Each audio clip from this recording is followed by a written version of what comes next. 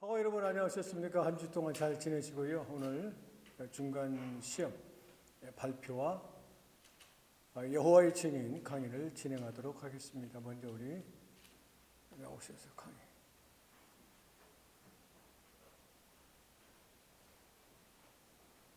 편하게 하세요. 네. 저는 동방정교회에 대해서 발표를 하려고 하고요. 지난번 시간에 제가 이 수업을 들을 때 잠깐 한국에 가 있는 적이 있어가지고 수업을 온라인으로 들었었거든요. 그러면서 이제 조금 온라인 공부한 거랑 그리고 제가 그래서 그냥 서치하면서 공부한 것들 간략하게 그냥 발표하려고 합니다. 동방정교회는 기독교 교단 중에서 세계에서 두 번째로 가장 큰 교단이고요. 그래서 약 2억 5천 명 이상의 신자들이 있고, 정교회는 그리스 동유럽이나 러시아, 카카스 이런 구역에서 문화 운동과 함께 일어난 중요한 역할을 하고 있는 종교이고, 동방정교회는 전통적으로는 공교회주의를 따르기 때문에 지역과 국가 간의 연합체 형태를 띠고 있습니다. 그래서 중요한 결의사항이 있으면 공동의회를 결쳐서 의사결정을 내리는 그런 형태를 띠고 있습니다. 콘스탄티노플스 세계 대주교가 모든 정교회의 주교들 사이에서 동등한 가운데도 첫 번째라는 수식을 받으면서 공동회장의 의장이 되었고요. 1054년에 교회 대분열이 이루어질 때 콘스탄티노플스 교회가 정교회의 중심이 되었습니다. 동방정교의 기본적인 신학은 니케아 콘스탄티노플스 신경에 바탕을 주고 있고, 그리고 동방정교회 스스로는 예수 그리스도의 지상 명령에 따라 세워진 하나의 교회이고 거룩하고 보편되며 사도로부터 이어오는 교회를 자처하고 있고요. 동방정교회의 주교들은 사도들의 후계자들이라고 가르치고 있습니다. 교회는 주로 세례성서, 견직성서, 성성체혈성서, 고백성서, 신품성서, 결혼성서, 성유성서 등 7성서를 인정하고 있고요. 또한 아까 잠깐 말씀드렸던 사도적 계승이라 그래서 동방정교회가 주장하는 초대 사도 전승에 따라서 4대 총대 교자로 로마, 예루살렘, 그다음에 안티오키아, 알렉산드리아 등에 있고, 이 중에서 로마가 1054년 교회 대분열이 일어났을 때 독립한 그 로마 카톨릭의 지금 천주교의 본체가 되는 로마 카톨릭이 있습니다.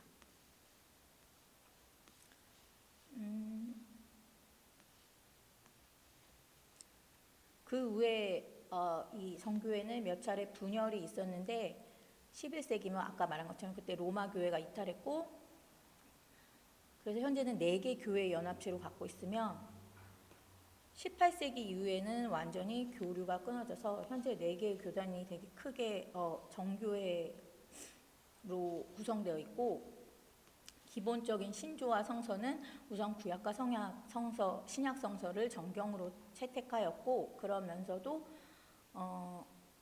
그 성서의 궁극적인 권위가 교회로부터 온 것이다. 그래서 교회가 갖는 입장이, 그러니까 말하자면 교회에 따르는 전통이 하나님의 그 말씀, 성서랑 똑같은 권위가 있기 때문에 이것이 저희 기독교와 다른 점이고요.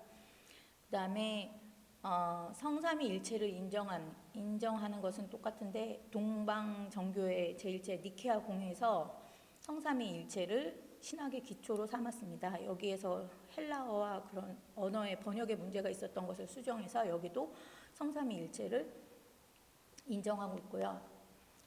그리고 또 하나는 여기는 성화상이라 그래서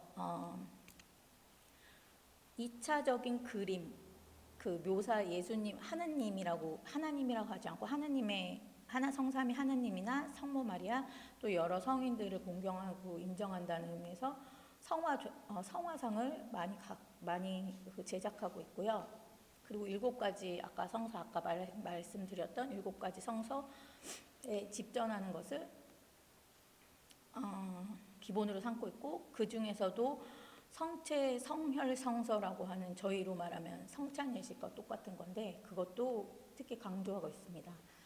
마지막으로 성모 마리아를 어떻게 생각하는가에 대해서 조금 간단히 얘기하자면은, 어머니 성모 마리아, 어머니 예수님의 어머니이기 때문에 예수님의 어머니로서는 인정하는 거는 저희랑 똑같고, 그리고 로마 카톨릭에서 주장하는 마리아가 원래 그 원죄가 있었나 없었나에 대해서는 그 마리아의 원죄 감면에 대한 교리는 여기서는 없습니다.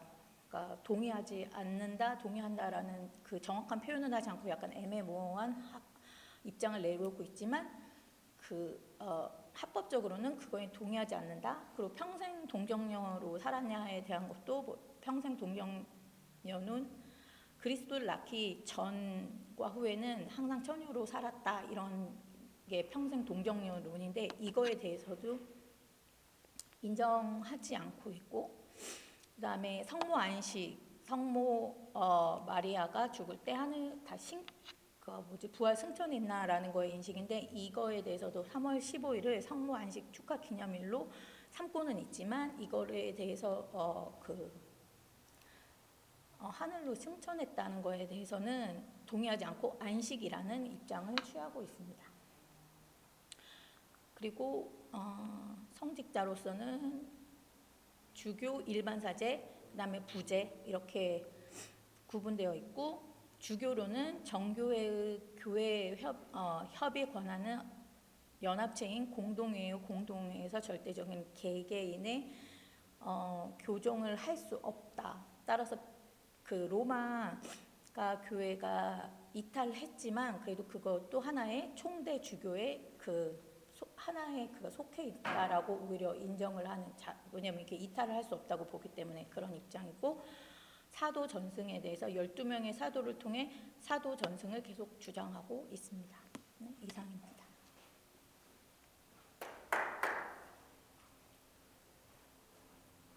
수고했습니다. 아주 잘 정교하게 기독교와 종교회와 다른 점이 무엇인가를 분명하게 간단하게 요약을 잘 해줘서 제출한 내용은 더 많이 있지만 요약해서 오늘 설명해 주었는데 아주 잘 요약했어요. 정교회와 서방교회에게, 동방교회, 서방교회에게 나누어져 가지고 1054년에 이렇게 됐고, 동방교회 로마 캐톨릭이죠. 서방교회. 그죠. 로마 캐톨릭에 대한 논리에 동의하지 않기 때문에 애매모호하게 하는 경우가 더 많이 있었던 것을 보게 되어집니다. 그 사도 계승. 로마 캐톨릭 같은 경우에도 누구를 계승해요? 베드로 계승한다. 누가요? 교황이. 뭐 이런 식으로 해서 계승인데, 우리 기독교에서는 계승이 아니죠. 예수님 때로부터 사도가 끝난 것입니다. 그리고 이게 우리가 문헌적으로는 성서라고 표현하는데 우리는 성서라는 단어를 쓰면 안 돼요. 항상 성경, 그렇죠? 그분들은 성서라고 쓰지만 우리는 성경. 그리고 또 기독교, 이렇게 표현도 이렇게 해줄 수 있으면 좋겠다라는 생각을 가져보면 아주 잘했습니다. 우리 최 전사님 부탁합니다.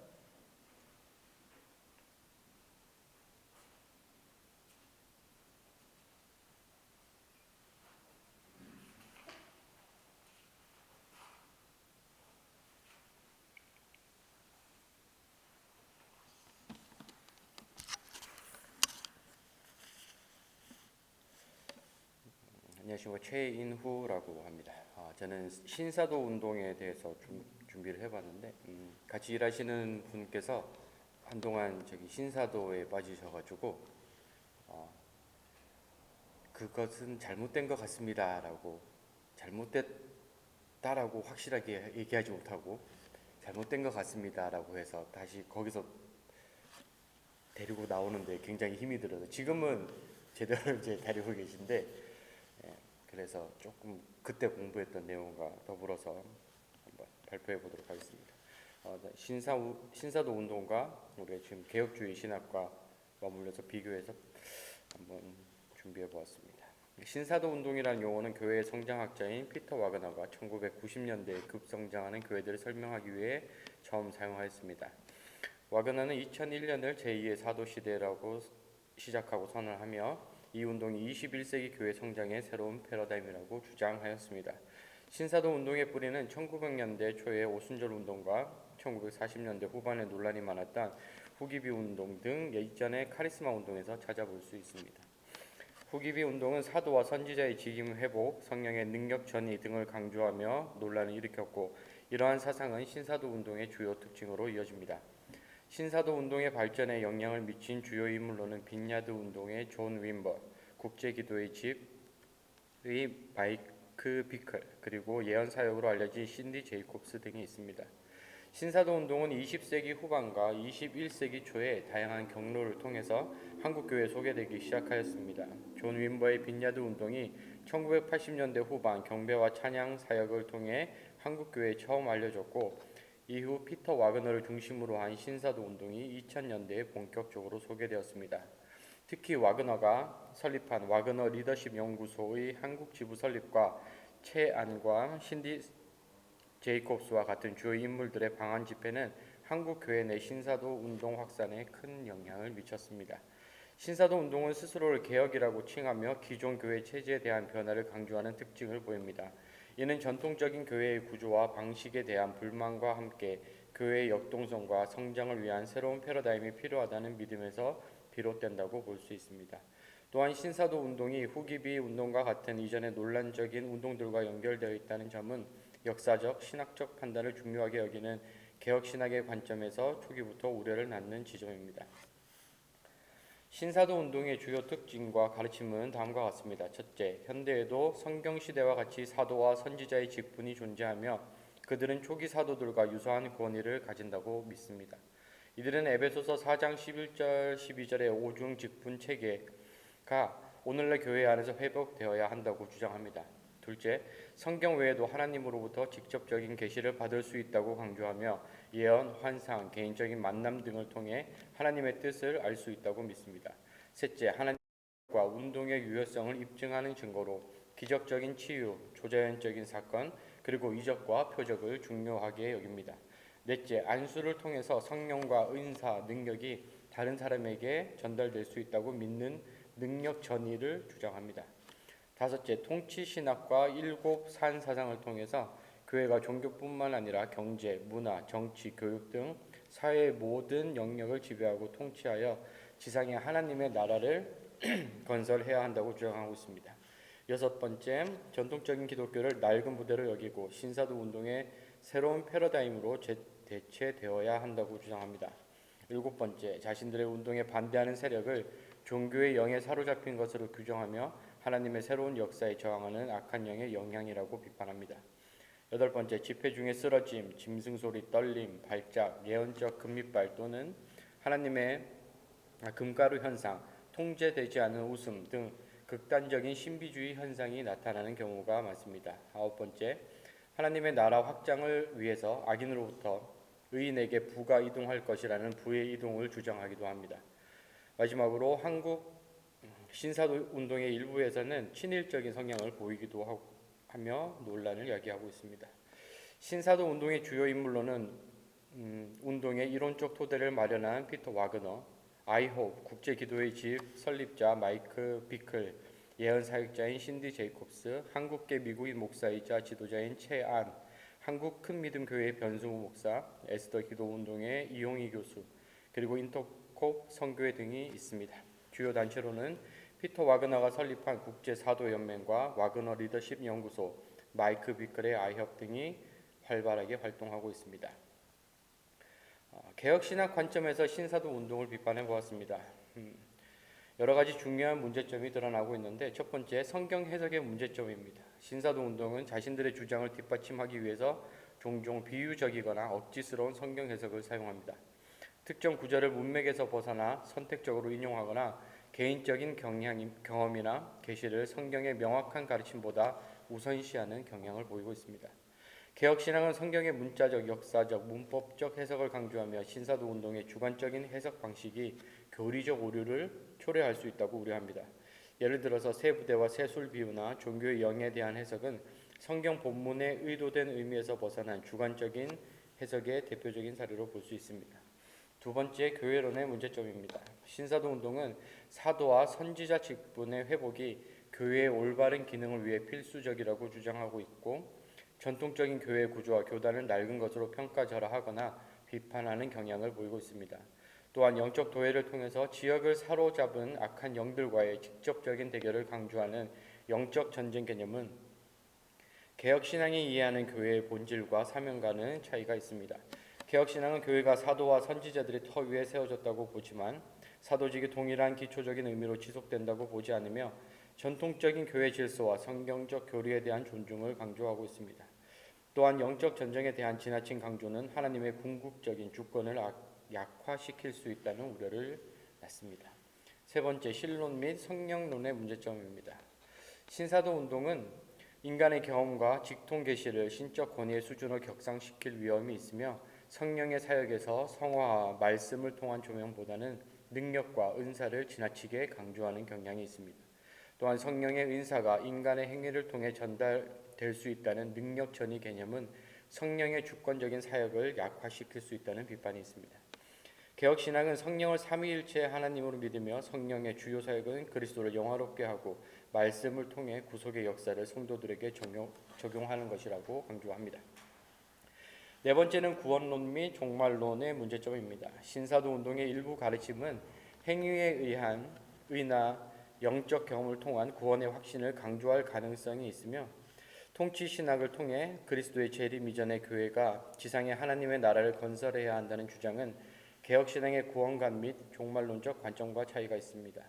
또한 예루살렘 중심의 미래 지상 왕국에 대한 강조는 개혁신학의 일반적인 종말론적 이해와는 다른 견해입니다. 개혁신앙은 오직 믿음으로 말미암는 은혜를 통한 구원을 강조하며 하나님의 나라는 이미 시작되었지만 그리스도의 재림을 통해 완전히 성취될 것이라고 믿습니다. 다섯 번째는 윤리적 및 실천적 문제점입니다. 신사도 운동 내에서 자칭 사도와 선지자 주변으로 개인 숭배 현상이 나타나거나 부의 이동에 대한 강조와 관련된 재정적인 문제, 일부 지도자들의 성적 학대 보고, 반대 의견에 대한 배타적인 태도, 한국 내 일부의 친일 성향, 그리고 극단적이고 비성경적인 신비주의 현상 등은 개혁신앙의 윤리적 기준과 심각하게 충돌하는 부분입니다. 개혁신앙은 교회 지도자의 겸손함, 책임감, 그리고 성경적 윤리 기준 준수를 강조합니다. 결론을 내어보자면 이런 신학적인 우려를 바탕으로 우리 개혁교회 성도들을 위해서 다음과 같은 의견을 제시해 봅니다. 첫 번째, 개혁교회는 건전한 성경교육과 신학교육을 강화하여 성도들이 정통 교리와 신사도 운동의 가르침을 분별할 수 있는 능력을 함양해야 합니다. 둘째, 신사도 운동의 신학적 문제점들을 인식하고 그 집회나 활동에 참여하는 것을 신중하게 고려하며 자제해야 합니다. 셋째, 신학적 진실성을 유지하면서도 신사도 운동에 영향을 받은 사람들과 사랑과 겸손으로 비판적인 대화를 시도하여 성경적 진리를 명확하게 제시해야 합니다. 네 번째, 개혁교회는 말씀과 기도, 성례를 통해 건강하고 균형 잡힌 영성을 추구하여 일부 성도들이 신사도 운동과 같은 새로운 운동의 영적 만족을 찾으려는 필요를 교회 내에서 충족시켜 줘야 합니다. 다섯 번째, 개혁교회의 목사와 장로들은 교회를 신학적 오류로부터 보호하고 성도들을 바른 교리와 실천으로 인도해야 할 책임이 있음을 명심해야 합니다. 마지막으로 신사도 운동은 끊임없이 변화하는 양상을 보이므로 개혁교회는 지속적인 연구와 관심을 통해서 이 운동의 새로운 주장과 영향력을 주의 깊게 살펴보아야 할 것입니다. 결론적으로 신사도 운동은 교회 갱신을 주장하지만 그 핵심 주장은 개혁신앙의 근본 교리들과 심각한 불일치를 보이고 있습니다.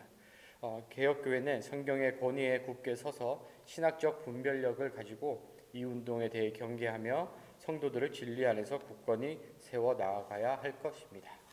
감사합니다. 이메일로 보내주세요. 네. 주저사일도 아주 잘 훌륭하게 하셨습니다. 신사도동 11강에서 강의가 있는데 더 이상 설명할 필요 없이 아주 잘 분석해서 여러분들에게 알려준 걸로 대신하도록 하겠습니다. 우리 학우들에게 열심히 준비하는 모습 보니까 많이 힘이 납니다. 항상 이걸 비교할 때는 기독교와 다른 점이 무엇인가가 역점을 두어서 우리가 분명히 알고 대처해 나가는 것이 지혜다 하는 것들이 이렇게 제가 요구하는 원하는 방향으로 이렇게 비교 분석해서 발표를 시험을 잘 치르셨습니다. 두 분 다 A+입니다. 오늘은 19강에서 여호와의 증인이란 지옥이란 존재하지 않으며 힘든 노력을 통해서 낙원을 획득한다라는 것이 그들의 전체적인 결론적인 말입니다. 그래서 여호와의 증인은 이사야 43장 10절 너희는 나의 증인들 내가 선택한 나의 종이다 라는 말을 기점으로 해서 여호와의 증인이다 라고 합니다. 설립은 1884년 12월 15일 워치타워 성서 책자 협회로부터 시작을 하게 되어집니다. 1884년 12월 15일 이들이 설립이었는데 생각나는 게 없어요? 1884년 딱 생각나는 게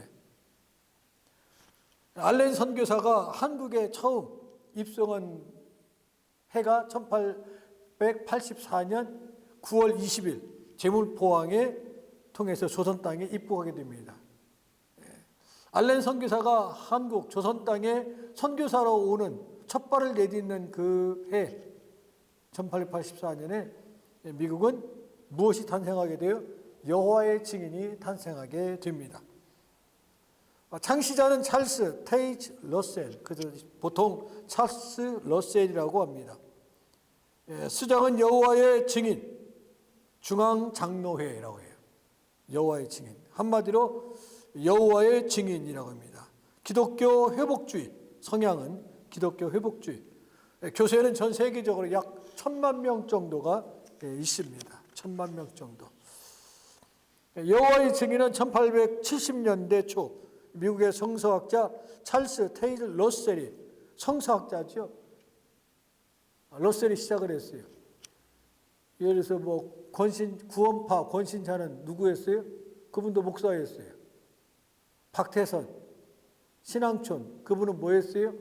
장로였어요.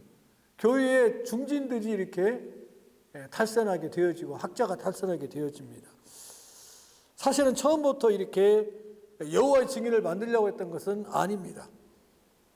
소규모 성경 연구 집단으로 발전하여 1884년 사업의 윌리엄 콘스가 동참함으로써 워치타워 성서 책자 협회를 설립하면서 시작된 기독교 계열의 실흥종교라고 표현해요. 실흥종교가 뭐예요? 이단입니다. 다수의 기독교 교파들을 이들을 뭘로 간주하느냐? 여호와의 증인을 이단으로 간주합니다. 본부는 1969년부터 미국 뉴욕시 브루클린으로 옮겨졌고 워치타워라는 이름하에 시계 전광판이 특징이었고 현재는 브루클린의 부지를 매각하고 뉴욕주 워릭의 한적한 곳으로 옮겨서 자리를 잡고 있습니다. 현재의 명칭은 여호와의 증인입니다. 러셀이 죽은 지 15년이 지난 1931년에 이르러서 러셀의 후계자인 리더 퍼드에 의해서 채택된 명칭이 성경연구생이라는 명칭으로 불렸고 이따금 러셀파의 천년기 새벽파라고도 불리게 되었습니다. 그 다음에 여호와의 증인으로 발전하게 됩니다. 주로 기독교와의 다른 점은 삼위일체론, 또 예수 그리스도 하나님의 아들이라는 것을 부인하고 기독교의 핵심 교리를 부정하고 종말론을 해석함에 있어서도 시한부 종말론을 늘 보이고 있습니다. 그래서 예수님이 재림한다라는 것을 여러 번, 그래서 로마 캐톨릭, 기독교 대부분의 교파와 같은 주류 기독교에서는 이 종파를 이단으로 규정하고 있습니다. 대한민국의 기독교 또 정교위에서 조금 전에 우리가 발표했죠. 정교위에서는 이단으로 규정하고 있습니다. 로마 캐톨릭에서는 이교라는 말은 비기독교, 애매모호하죠. 이단이면 이단이지 쉽게 표현하면 다른 종파로 여겨요. 다른 종파, 이슬람처럼 이렇게 이슬람, 이런 것처럼 회개도 한 것처럼 다른 종파로 여깁니다. 로마 가톨릭에서는 이단이라고 않고 이렇게 모호하게. 또 이들은 또 특별히 종교 활동을 보면 강압적인 종교 교칙과 수열, 또 양심적 병역 거부 이런 문제들을 가지고 있고, 대한민국에서도 큰 문제시 군인 가가지고 무엇을 안 잡아요? 총 안 잡아요. 그렇죠? 집회는 여호와의 증인의 예배는요 보통 예배라고 않고 집회라고 표현합니다. 이들은 일주일에 2번 왕곡회관에서 열립니다. 2번의 집회 참석은요 신자들의 의무예요. 또 직업적인 풀타임 직업적인 성직자도 없습니다. 장로 제도는 있어요. 그래서 장로가 돌아가면서 집회하고, 이들은 그 집회는 특징은 예배가 아니죠. 집회라고 표현하는데 종교적인 예식이나 행사가 전혀 없습니다. 그래서 개의 찬송과 기도 후에는 파수대, 그들이 갖고 다니는 책이죠. 그게 성경 그 이상 가는 거예요. 파수대를 가지고 서로 이렇게 나눕니다. 이야기를 펼쳐나가고, 그 장로의 설교를 듣는 것이 전부였어요. 파수대 이야기나 장로의 설교. 설교 후에는 찬송과 기도로 마칩니다. 다시 말하면 축도가 없지요. 그냥 기도로 마무리를 지키는 것이 그들의 예배 형식입니다. 전 세계에 약 1,000만 명이 있고 한국에는 약 10만 명 정도가 여호와의 증인이 있습니다. 그 이상의 교리의 행동을 보면은 수혈을 거부해. 이들은 수혈을 하지도 않고 받지도 않고 주지도 않습니다. 피에 대해서. 그 사람이 죽어가도, 자식이 죽어가도 피를 빼서 주어야 될 상황에서 주지도 않고, 자기가 피를 그래서 병원에서 아기를 낳으면 여자분들에게는 피를 수혈을 받아야 된대요. 어느 정도. 왜냐하면 10명이면 9명이 아니라 거의가 다 수혈을 받아야 된대요. 너무나 이렇게 아무리 피가 안 나게 수술을 할 수가 없기 때문에. 그런데 이분들은 거부를 하게 되어지는 거예요. 수혈을 받으면은 안 됩니다. 또 1992년 강원도 원주시에서 여호와의 증인 신자인 아내를 불만으로 품은 남자가 왕곡회관에 불을 질러가지고 15명이 타서 죽고 26명이 부상을 입고. 왜요? 이들은 여호와의 증인들은요 가족이라 할지라도 여호와의 증인 그룹에 들어오지 않으면 아주 악마처럼 여깁니다. 가정생활, 이 앙심을 품은 남편이 아내가 거기에 빠져가지고 가정생활이 안 되니까 그 회관에 가가지고 왕국 회관에 가서 불을 질러서 15명이 죽고 26명이 부상을 입고 지금도 복역 중이에요. 참 안타깝죠. 안타까운 일들이 있습니다. 아마 종신형을, 사형 선고를 받아야 될 상황에서 종신형으로 된 것을 봅니다. 병역에 관련된 것을 보면 2018년 12월 2일 대법원에서 여호와의 증인 계열 양심적 병역 거부를 무죄로 판결했어요. 2018년 11월 2일. 그래서 여호와의 증인 청년은 군대 가면은 총을 안 잡기 때문에 그냥 군인에서 면제시킵니다. 그런데요, 이게 또 가짜가 많이 나올 수 있지 않아요? 그렇죠? 그런데 엄격하게 다루는 걸 전제하래. 그 전에는 감옥에 갔었어요. 이렇게 가가지고 감옥에 가고 그랬었는데 찬성 9, 반대 4로 무죄로 됐던 것을 봅니다. 2018년 11월 2일 결정났습니다. 그래서 여호와의 증인은 군에 가지 않게 되었다라고 참고하실 수 있기를 바랍니다. 그래서 처벌하지 않습니다. 놀라운 문제입니다. 방문전도에 매우 적극적인 것으로 우리는 잘 알고 있어요. 그 여호와의 증인들은 얼마나 전도 열심인지 몰라요. 다 이유가 있어요. 방문전도에 아주 적극적이고, 두 번째, 성적인 문제에 있어서는 동성애는 물론 자유행위, 음란물까지 금지합니다. 철저하게. 과거 종말 시기를 예언했고 또 신자들에게 많은 것을 요구하고 또 종말론적, 시한부 종말론적, 그래서 예수님이 오신다라는 말을 여러 번 했지만 다 모두가 실패했던 것을 보게 되어집니다. 사이비 종교 논란의 비판적인 걸 보면은 비기독교인들에게 사회적인 이미지가 그다지 좋지 않습니다. 누가요? 여호와의 증인이. 왜요? 우리들에게 피부로 닿는 것이 뭐예요? 수혈 거부, 또 병역 거부, 이러한 것들 때문에 의료계에 종사하는 경우 수혈 거부한다는 것은 사람을 죽일 수밖에 없는 거예요. 피를 받아야 할 사람에게 받지 않는다면. 여호와의 증인은 피를 받지도 않고 주지도 않아요. 그 대신 주는 건 그만두고라도 받아야 할 사람 환자가 나는 받아서는 안 됩니다. 죽어도 받으면 안 됩니다. 라고 한다면 의사는 어떻게 해요? 결국은 그 사람을 죽게 버릴 수밖에 없는 거예요. 절대 거부하기 때문에. 네, 그러한 경우가 있습니다. 또 종교 분리의 원칙과 종교의 자유를 보장하는 나라들은 대부분이 사이비 종교 자체를 한 종교로 여기지 이단으로 여기지 않아요. 나라에서 봤을 때는 이단이 아니에요. 미국이란 곳에는 종교 자유가 있었기 때문에 이단이란 단어가 없습니다. 이단이라고 이 사람들을 고소하고 할 수가 없어요. 자유분방해. 신천지 같은 경우도 마찬가지예요. 자유적으로 하는 거예요. 한국도 종교의 자유가 있기 때문에. 우리 기독교인들이 날뛰고 날아서 막 해서 그렇지요? 없습니다. 그래서 신천지와 같은 종교와 마찬가지로 여호와의 증인 역시 국가에서는 정식 종교로 인정합니다. 왜요? 등록해서 활동하기 때문에. 참고하실 수 있기를 바랍니다. 싱가포르에서는요, 국가에 대한 경례 거부도 해요. 이들은 수혈 거부, 병역 거부, 국기에 대한 경례, 다 같이 이 시간에 국기에 대한 경례가 있겠습니다. 그러면은 빳빳이 서 있어요, 안 하고. 증인들은.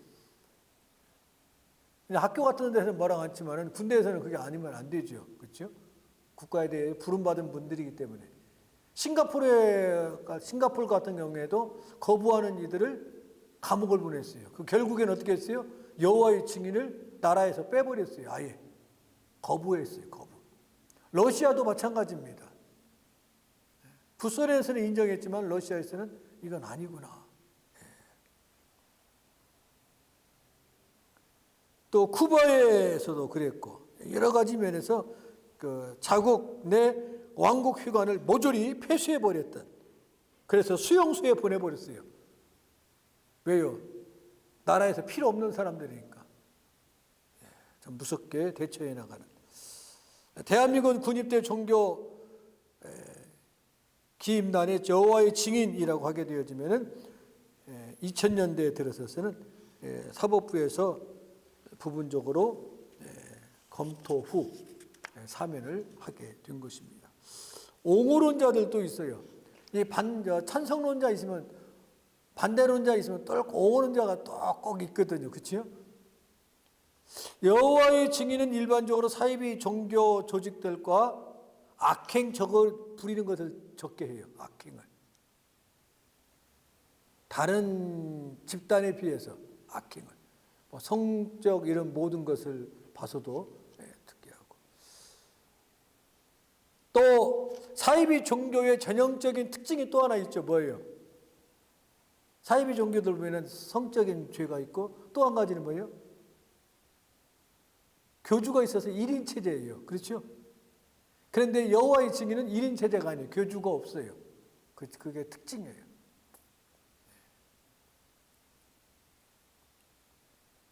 그래서 수혈 거부, 총 거부, 국기에 대한 거부, 세 가지가 특징입니다. 이분들에게는. 이분들의 그 전도 활동을 보게 되어지면은 네 가지가 있어요. 전도인, 보조 파이오니아, 정교 파이오니아, 특별 파이오니.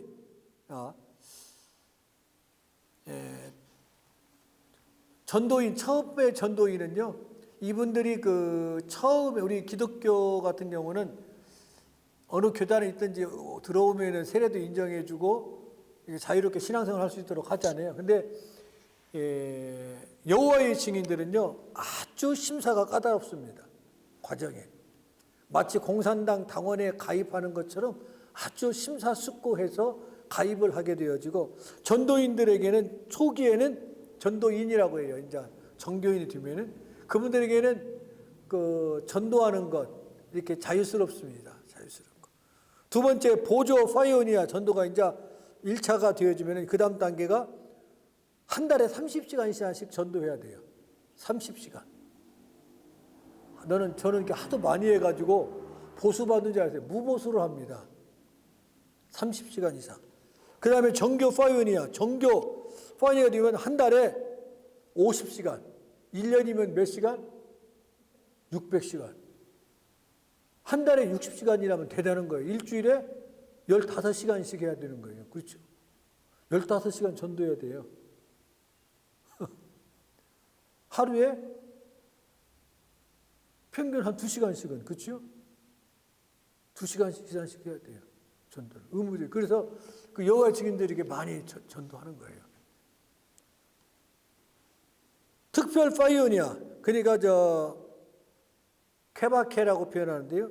한 달에 120시간 이상을 해야 돼요. 그러니까 리더는 120시간이면요. 와, 대단한 거예요.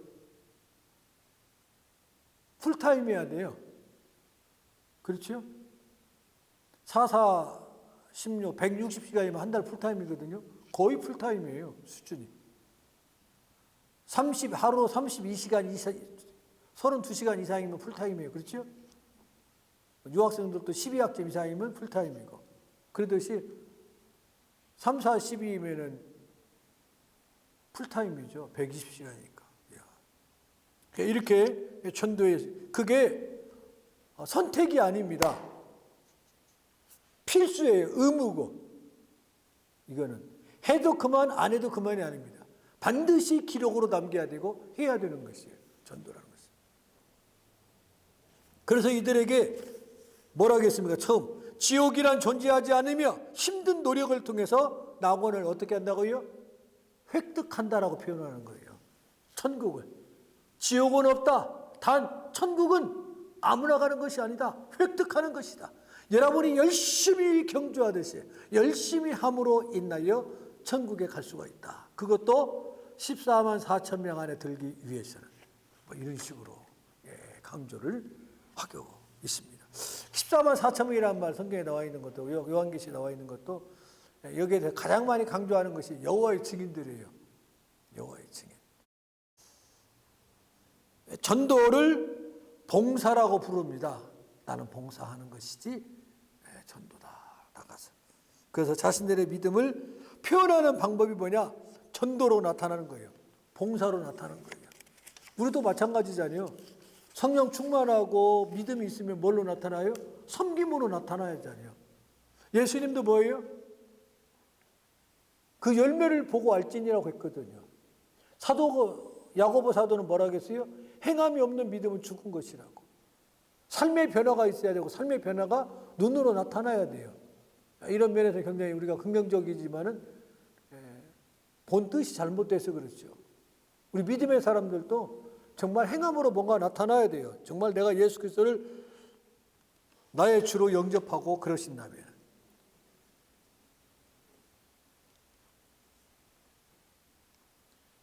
극보수적인 성도덕관에 보게 되어지면 성생활은 부부라는 테두리 아래에서만이 허용되고 혼전 성행위를 전적으로 금지하고 개인적으로 성적 쾌락을 느끼는 행위인 자유행위나 음란물 시청조차 절대 금지하게 되고 혹시 발견 시에는 여호와의 증인 단체에서 추방시킵니다. 마치 공산당이에요. 공산당. 네, 아주 절대로. 순결을 지키기로 어떻게 결심을 하는 거예요. 기념일을 볼까요? 기념일을 부정합니다. 이 사람들은. 모든 기념일.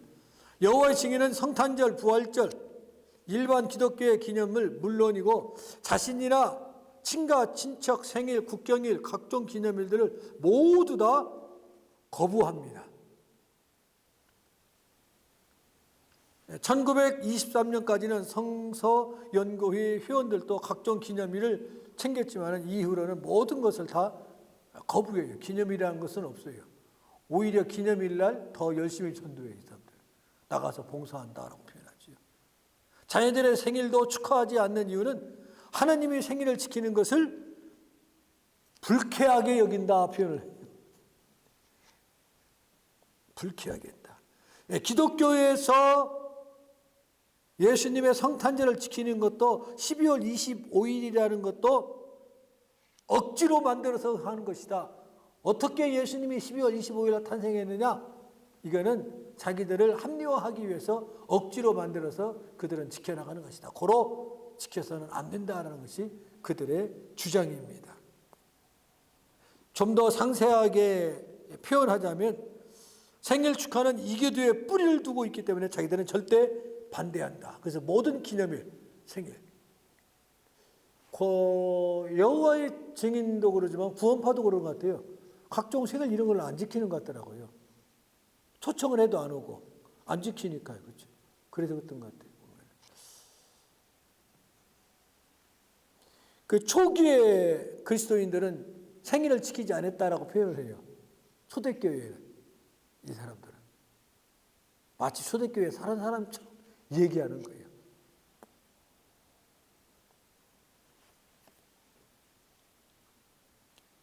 이들에게 중요한 것은 죽음이다라는 거예요. 죽음. 그래서 성경에는 하나님의 종이 생일을 지켰다는 기록이 없기 때문에 우리는 지켜서는 안 된다라고. 여러분, 생일을 지키는 것이 죄예요, 죄가 아니에요? 그건 죄하고는 상관이 없어요. 함께 축하하고 이 땅에 태어난 것을 축하하고 나를 낳아주신 부모님께 고마워하고 하는 거예요. 그러니까 서로 그게 그런 계기를 통해서 가족애를 사랑을 나누고 하나님의 은혜를 나누는 거예요. 이것이 죄다 아니다 할 필요는 없는 거예요. 그런데 굳이 그거를 이게 사이비 집단들은 꼭 그러거든요. 뭔가 특징이 있어야 되잖아요. 뭔가 남들이 아는 거에 대해서 반대하고 남들이 하는 거에 대해서 찬성하면 안 되는 거예요. 그 역행을 해야 뭔가 좀 두드러지게 나타나는 그런 게 있거든. 이들에게는 그런 몇몇들이 참 안타까운 마음들이 있습니다. 수혈 거물로 인해서 신생아 사망 사건들이 많이 있었어요. 특히 산모들에게. 여호와의 증인들이 출산하게 되어지면 엄청 불안해한다고 그래요. 왜요? 수혈을 받을 수가 없기 때문에. 그러니까 의사가 난처하는 거예요, 이게. 만약에 그런 상황에서 의사가 어떻게 안 하면 어떻게 돼요? 잘못하면 살인죄가 될 수가 있거든요. 이거 참 난감한 거예요.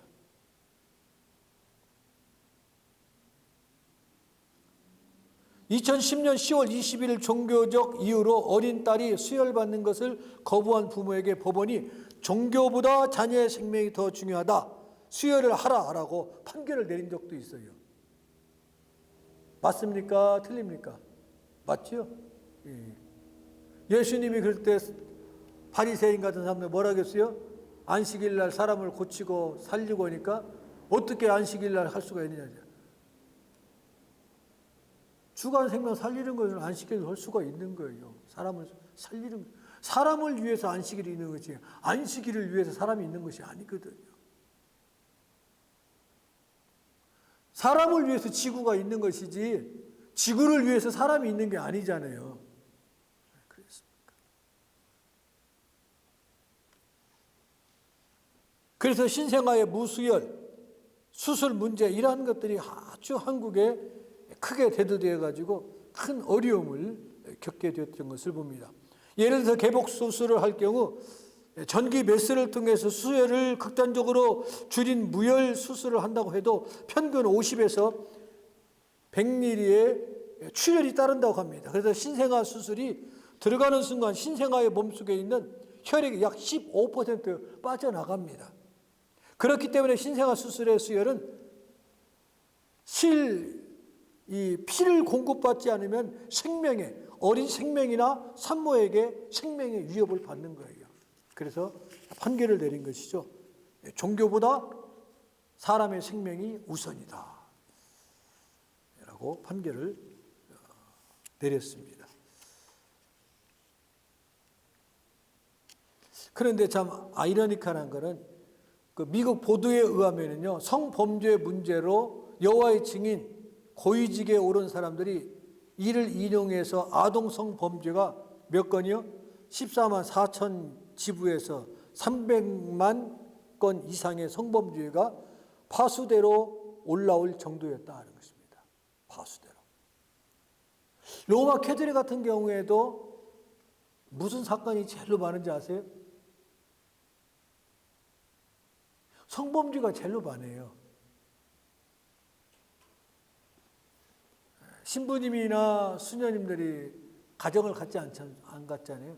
그러다 보니까 자연스럽게 그게 성범죄가 많이 나오는 거예요. 우리가 잘 아는 것처럼 종교개혁이 언제 일어났죠? 1517년 10월 31일 날 마틴 루터, 잔 칼빈, 제빙글 이런 사람들 다 신부들이었지 않습니까? 그렇죠? 다 수도원 생활하셨던 분들이에요. 로마 캐토릭 쪽에서 그렇지 않습니까? 아까 매주 종교가 언제죠? 1054년에 동방과 서방이 나눠졌잖아요. 그리고 1517년 기독교와 로마 캐토릭이 이렇게 나눠지게 돼요. 어쨌든 간에 우리로 말하면 신학교에 가보니까 수도원 생활을 해보니까 이건 아닌 거야.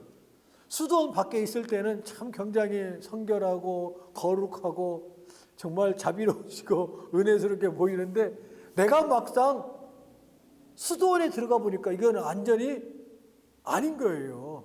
성적으로. 그래서 우리가 이러지 말고 온전한 가정을 가져서 하나님을 섬기고 성자 생활을 하자 주장한 거예요. 여러 성경으로 돌아가자 여러 가지가 있었지만은 면집배 판매 금매하고 이런 거 다 있었지만은 그것도 하나 있었어요. 그때까지는 싱글이었습니다. 다 모두가 다. 그리고 난 다음에 종교개혁 이후에 결혼들을 했지요. 다. 고아원의 시작이 어디서부터 시작입니까? 수도원 밑에 마을에는 항상 고아원이 있었어요. 수도원이 지나간 다음에는 그 밑 주변에 보게 되면 어린아이 뼈가 많았다고 그랬어요. 이거는 제 말이 아니라 중세에 가는 문헌들에서 많이 밝혀진 내용들입니다. 이러지 말고 온전한 가정을 가지자. 그래서 기독교에서는 성직자가 가정을 갖게 된 것입니다. 이 아이러니컬하지 않습니까? 이 여호와의 증인들도 성문지에 대해서 엄격하지만은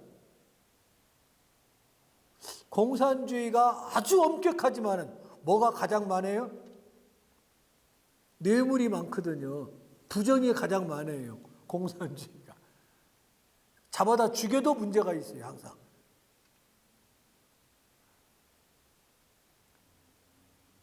여기 여호와의 증인들에게도 이러한 문제가 미국에서 아주 매체에 뜨고 있었습니다. 그래서 굉장히 심각하게. 근데 로마 캐토릭은 이걸 참 잘 다뤄요. 어느 신부님이 성범죄 이런 걸 졌다 그러면은 한 번은 뉴스에 나와도 그 다음 날은 절대 나오지 않습니다. 바로바로 조치를 취해요. 로마 캐토릭에서 가장 많이 돈이 지출되는 액수가 어디 쪽이냐? 성범죄 쪽이라고 합니다.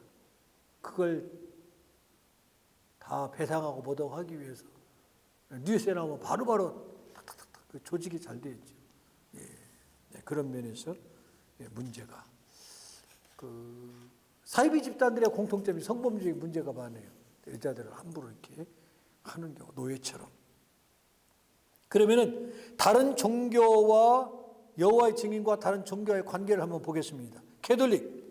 캐톨릭에서는 여호와의 증인을 무엇으로 취급한다고 했어요? 이교도로 취급합니다. 이단으로 취급하지 않고 이교도, 즉 불교나 이슬람처럼 비그리스도로 취급합니다. 하나의 종교처럼 여겨져요. 애매모호하지요. 그 다음에 기독교에서는 대부분 국가에서는 이단으로 규정합니다. 반드시. 한국 같은 경우는 한기총, 한국기독교협의회라고 있어요. 대표하는 한기총에서 이단과 아닌가를 하듯이. 여기 LA에서는 뭐예요? 남가주 기독교 교회협회에서 이단이나 아니냐 결정을 짓습니다. 정교위 오늘 발표한 데서 정교위 신자들은요 캐톨릭이나 기독교 선교에 대해서도 못마땅하는 편이지만은 이들의 방문 전도에 대해서는 아주 불쾌하게 여깁니다. 종교에서는 아주 불쾌하게 여긴다라고 표현을 합니다.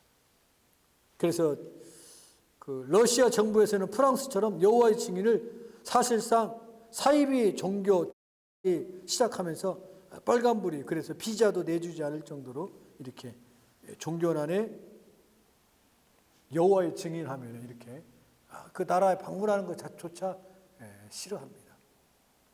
유대교, 여호와의 증인에서 아브라함과 계통의 종교라고 개념을 부정하는 이유로 이스라엘 유대교 교단에서는 사실상 사이비 종교로 지정을 했습니다. 이단으로. 그래서 이스라엘의 여호와의 증인들이 이스라엘의 유대교 교단의 박해를 이유로 해서 캐나다로 망명한 이들이 많이 있습니다. 유대인 여호와의 증인을 말하는 것입니다. 유대인들이 우리를 박해한다. 그래서 나도 유대인인데, 그래가지고 그분들이 캐나다로 망명을 하게 된 것을 보습니다. 또 이슬람에서 본 여호와의 증인, 창시된 신흥 종교들을 전부 사이비 종교라고 생각하지만은 특별히 이슬람에서도 애매모호하게 같이 교류도 하고 있음을 보게 되어집니다. 불교에서는, 일본 불교계에서는 중국 불교계사의 이단의 백년행과 여호와의 증인을 비교 분석하면서 이들을 우회적으로 비판만 하지 뭐 이단이네 아니네 뭐 같은 기독교 계통이 아니니까 표현은 안 하지만은 늘 교제를 해야 할 것인가 말해야 할 것인가 연구 중에 있습니다. 불교에서는 지금도. 그러나 불교계에서도 여호와의 증인이 사이비 종교다라는 인식은 많이 퍼져가고 있다는 것입니다. 그러니까 퍼센트로 따지자면 51%에 기울어졌다라고도 볼 수가 있습니다. 국가별로 규모를 보게 되어지면은 미국에는 약 100만 명 정도 있어요. 세계에 몇 명이나 있습니까? 제가 여호와 증인이 1000만 명. 그게 11조가 미국에 있어요. 탄생이 어디에서 했어요? 미국에서 했잖아요. 맞습니까? 모든 그 사이비 이단들이 어디서 나왔어요? 미국이에요. 미국. 종교 자유가 있는 것 이유로 나라에 등록을 해가지고 자유롭게 활동을 하고 그걸 통해서 또 무엇을 해요? 공통점에서 비즈니스를 하잖아요. 돈을 확보해야 되니까. 그렇지 않습니까? 그리고 확보해가지고 세계 선교로 나가는 것을 보게 되어지고 미국에 약 100만 명, 10분의 1이 있고 한국에는 10만 명 정도가 있습니다. 10만 명에서 11만 명, 이거는 2023년도 코로나 기간 동안의 기준입니다. 기준이 그렇다는 것을 여러분이 참고할 수 있기를 바랍니다. 여호와의 증인이 이단인 이유를 제가 몇 가지 말씀드리면은, 여호와의 증인은 1870년대 초 미국 펜실베니아에서부터 시작을 하게 되었다라고 여러분에게 설명을 해드렸습니다. 이들이 여호와의 증인의 교리 핵심을 볼 것 같으면은, 여호와의 하나님의 이름은 여호와다. 맞습니까? 틀립니까? 맞아요. 나는 하나님의 이름이 여호와예요. 그렇죠? 출애굽기에 나와 있지 않습니까? 나는 여호와라. 인정을 합니다. 여호와의 증인은요, 삼위일체를 부인하고 예수 그리스도를 하나님의 창조물이며, 예수님이 창조물이에요.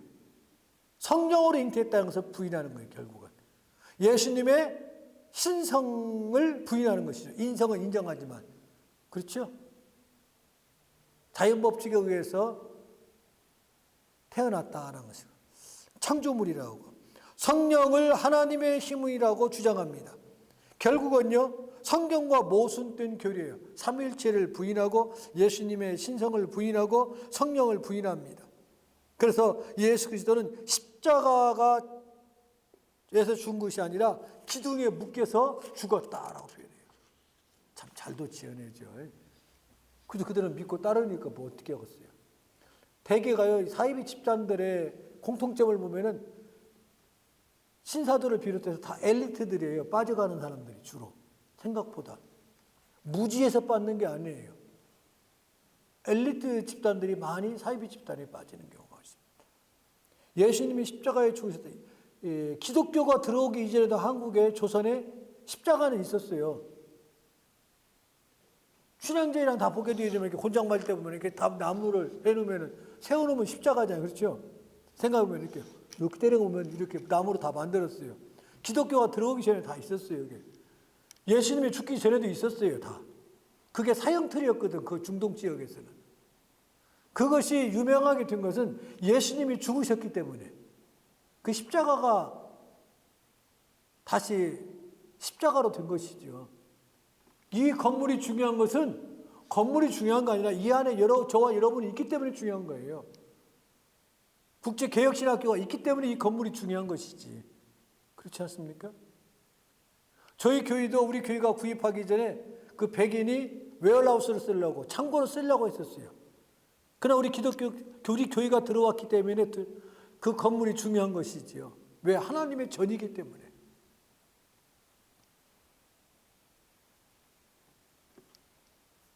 또 예수 그리스도는 육체로 부활하지 않았다라고 주장을 해요. 왜요? 예수님의 신성을 인정하지 않는데 부활했다고 인정하겠어요? 성경이 부활했다고 말해도 우리는 너 인정할 수 없다라고 단언합니다.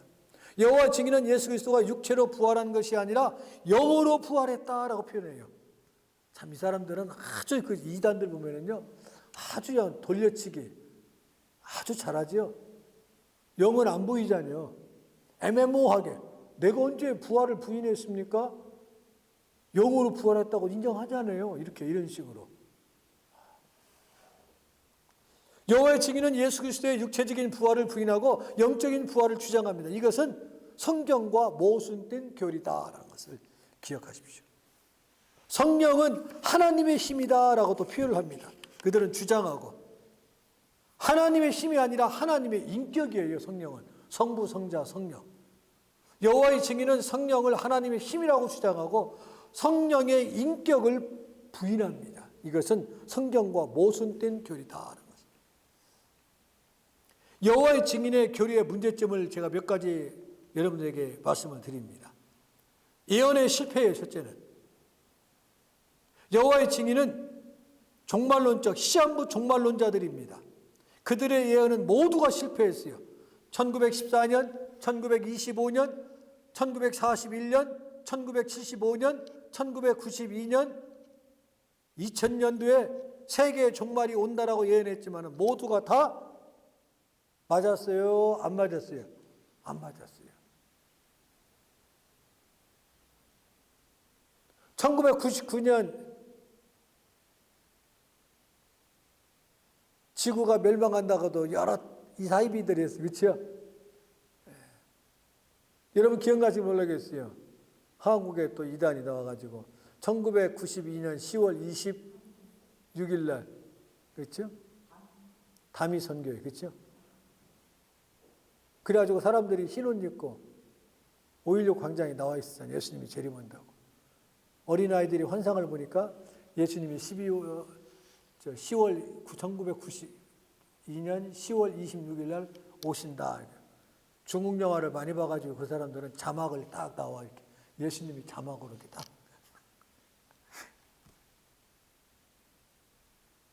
그래가지고 안 오시니까 어떻게 했어요?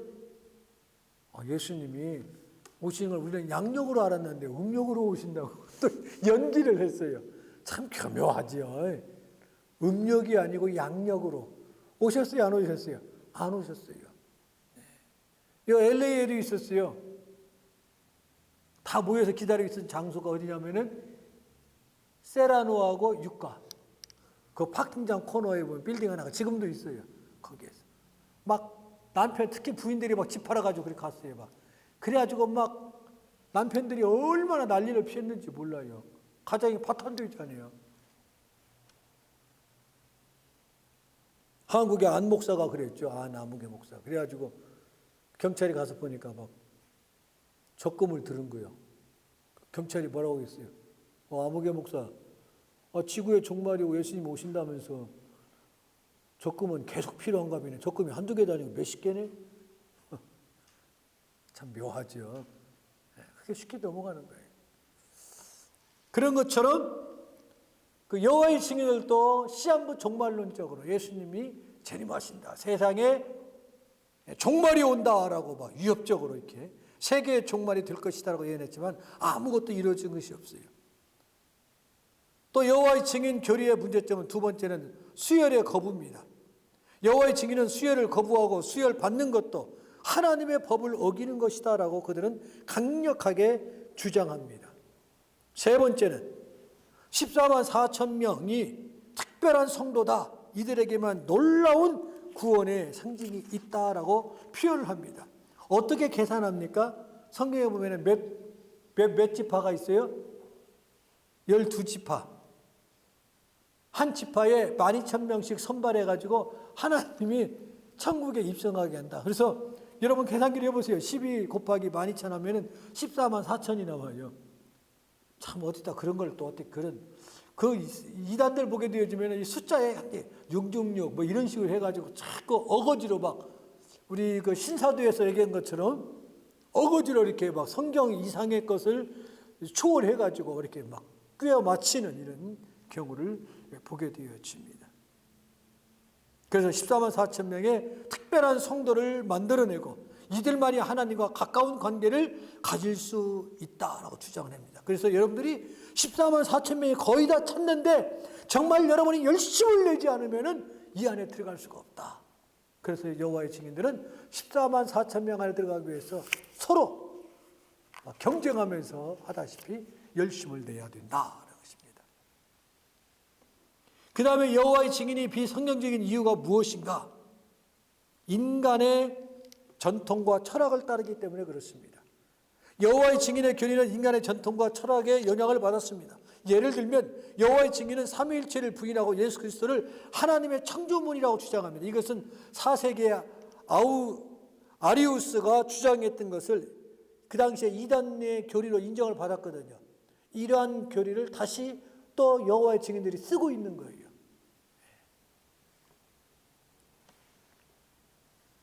또 아리우스는 플라톤의 철학에 영향을 받았고 뭐 이런 식으로 해서 성경과 거리가 있으므로 잘못됐다는 것.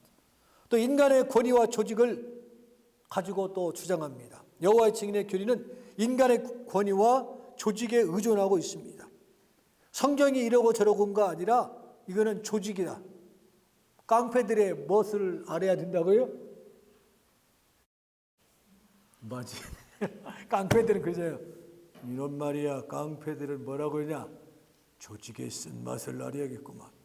그렇듯이 이 사람들은 조직의 쓴맛이 얼마나 무서운가를. 그래서 무엇부터 다룹니까? 신도 하나 받을 때도 엄숙하게 평가를 해가지고 받아들이는 거예요. 그냥 안 받고 아주 진지하게. 마치 북한의 공산주의의 당원을 뽑듯이 조직을 의존하게 되어지요. 인간의 권위와 그 여호와 증인은 자신들의 지도자와 출판물을 하나님의 대변물로 주장합니다. 지도자들의 말이라든지 파수대 이게 법이에요. 이게 마치 그 로마 캐톨릭이 성경 위에 누구의 말이에요? 교황의 말이 더 세듯이 이들에게는요 성경보다도 파수대가 우선이에요. 지도자의 말이 우선입니다. 조직이 우선이에요. 잘못하게 되면 무엇을 맛봐요? 조직의 쓴맛을 안게 될 것이다 라는 것을. 이처럼 여호와의 증인은요 기독교의 탈을 쓰고 있지만 성경의 핵심인 삼위일체를 부인하고 인본주의적이고 비성경적이고 자의적인 교리로 점철된 이단 중에 이단이다라는 것이 그 특징인 것을 여러분이 참고할 수 있기를 바랍니다. 그러면은 교리적으로 먼저 보게 되어지면요 그런 면에서 우리와 다른 점을 볼 수가 있고 기독교 관점에서 본 여호와의 증인의 폐해가 무엇인가? 성경 오해입니다. 성경을 문자적으로 해석하고 또 자의적으로 해석을 통해서 교리를 만들어내는 경향이 있어요. 그래서 여호와의 증인들은 성경으로 들이매요. 막 누구와 같이 구원파, 권신찬 구원파와 같이. 구원파는 뭐예요? 당신 구원 받았습니까? 나 구원 받았습니다. 그러면 몇 월 며칠 날 언제 어디서 어떻게 받았습니까? 라고. 그러면 막 넋놓고 있다가 당황하지요. 지가 무슨 사도 바울이나. 사도 바울은 다메섹상에서 구원받은 날짜가 있지만 모태신앙이라든가 보통 사람들은 없지요. 지 태어난 날짜도 모르면서. 그렇죠.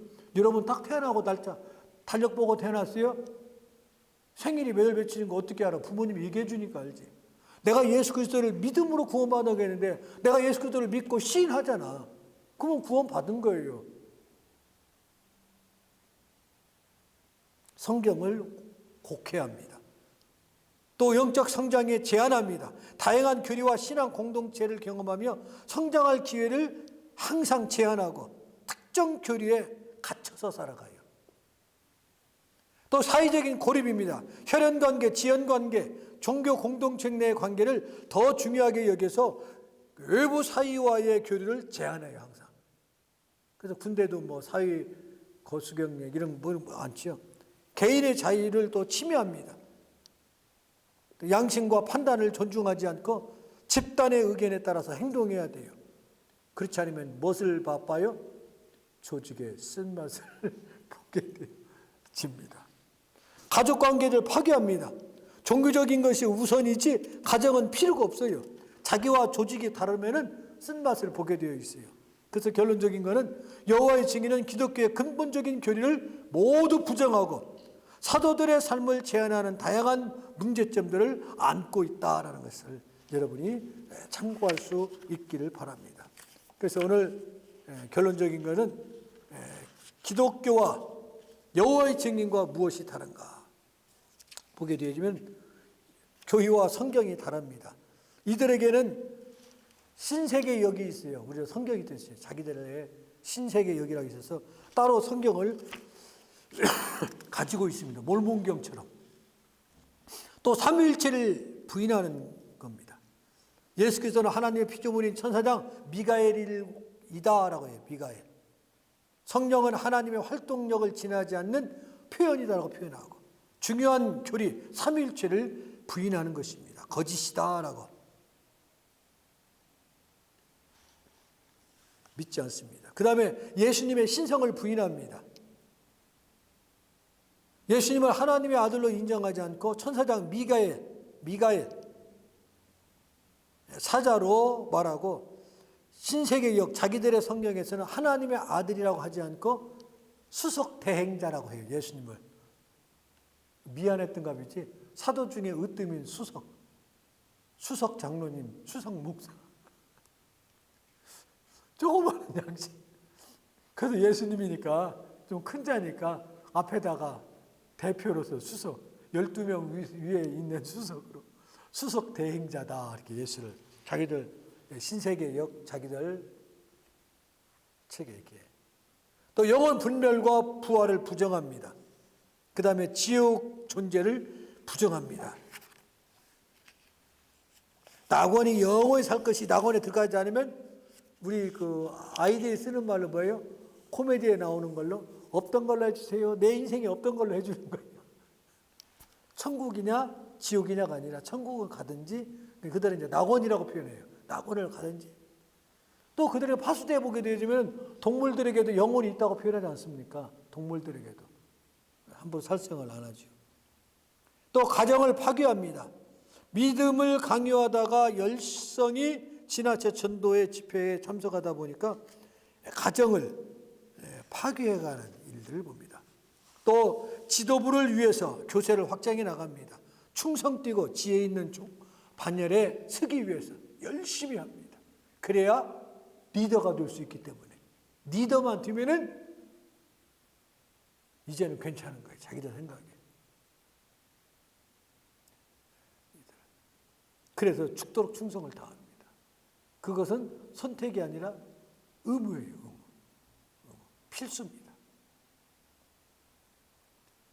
한국에서 논란이 된 점과 특이점, 한국에서의 결론적인 것, 국기에 대한 경례 거부입니다.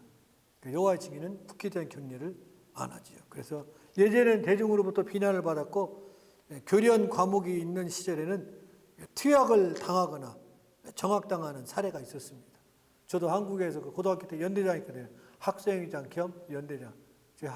그 학생이 많으니까 연대 그룹이었어요. 연대장. 이렇게 할 때 격려를 안 하죠. 그러면은 그 당시에는 퇴학을 시켰어요. 옛날엔 그랬습니다. 안 하면 국회에 대한 맹세도 안 하고 그러면은 퇴학당하고 그랬어요. 국회에 대한 맹세, 나는 자랑스러운 대학교 앞에 를 위하여 명세할 것을 국회에 다짐합니다. 우리 하지 않습니까? 국회에 대한 맹세. 국회에 대한 격려도 거부하고 맹세도 거부하고. 네, 그래서 퇴학당하거나 정학당하는 사례가 있어요. 좋은 선생은 정학을 시켜서 다시 생각할 기회를 주고, 아주 강하신 분들은 퇴학을 시켜버렸어요. 당시에는. 엄했지요. 한국에서 논란이 됐던 두 번째는 병역 거부, 총 잡는 거 거부, 또 투표 거부까지 있었어요. 투표도 안 해요. 우리는 정치에 개입하지 않습니다. 정치는 뭐냐? 사탄의 앞잡이입니다. 통치자가 사탄이에요. 그래서 신도들은 이 세상에 보이지 않는 통치자가 사탄이다라고 했어요. 정치인들은 다 사탄이에요. 사탄을 세우는데 우리가 앞장서서 어떻게 투표할 수가 있겠습니까? 아닙니다. 아닙니다. 하는 거죠. 정말 사회에 필요한 사람들이 아니죠. 그렇죠? 모든 면에 나라를 지키는 것도 아니고 가정을 지키는 것도 아니고 나라를 세워가는 사람도 아니고 그러면 뭐야? 오직 그러니까 그 러시아 같은 경우에는 거부한다고 하잖아요. 들어오는 거를. 왜? 너희들은 쓸모가 없어. 나라에 들어와야 도움이 안 돼. 한마디로. 쿠바 같은 경우에는 막 3년씩 갔다가 넣고 그랬잖아요. 막 개화시키려고.